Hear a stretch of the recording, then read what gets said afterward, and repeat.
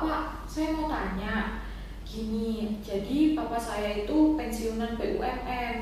Nah, tiap bulannya itu kata papa dapat uang pensiun.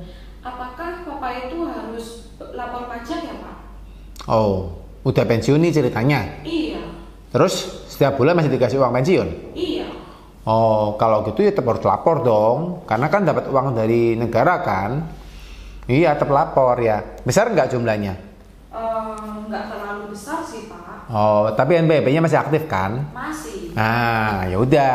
Kalau memang papa kondisinya NPWP-nya masih aktif nih ya kondisinya. Terus habis itu masih dapat uang nih dari pensiunan.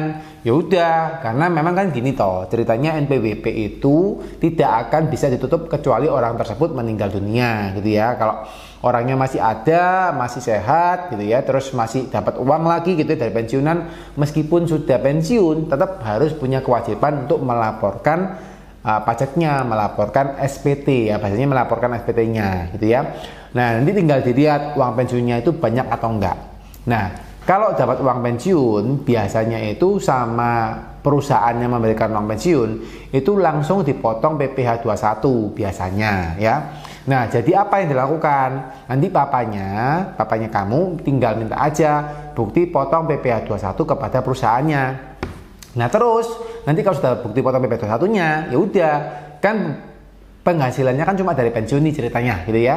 Kalau dari pensiun ya tuh tinggal dilaporin aja. Jadi penghasilan tinggal dilaporin dari pensiunnya berapa, terus PPh 21-nya berapa.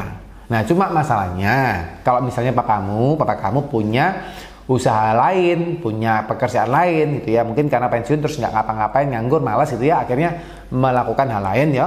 Terus habis itu mungkin dapat penghasilan. Nah, kalau memang dapat penghasilan, maka nanti penghasilan dari pensiunnya ditambahkan dengan penghasilan dari penghasilan lain tadi ya, pekerjaan apapun gitu ya. Terus baru dijumlahkan total pajaknya berapa. Nah, total pajak ini baru dikurangkan dengan bukti potong pensiun tadi ya. Sisanya baru nanti papa suruh bayar kepada kantor pajak. Gitu sih. Oke deh, Pak. Nanti saya bilangkan papa saya, Pak. Iya, Pak ya. Terima kasih. Oke.